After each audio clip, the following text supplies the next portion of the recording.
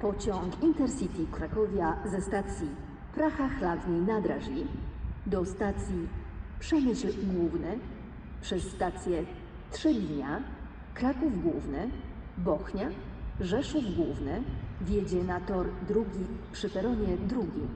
Pociąg jest objęty rezerwacją miejsc. Wagony 347, 348 znajdują się na początku składu pociągu.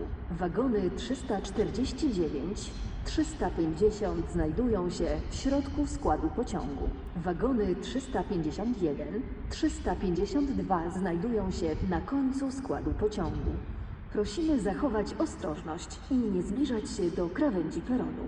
Intercity train Krakowia from Praha-Chladni-Nadrażi to Przemyśl Główny via Trzebinia, Kraków Główny, Bochnia, Rzeszów Główny is arriving on track 2, platform 2. For this train, a seat reservation is recommended.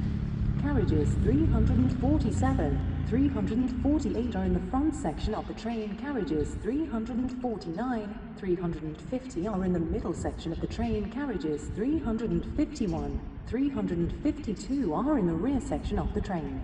Please stand away from the platform edge.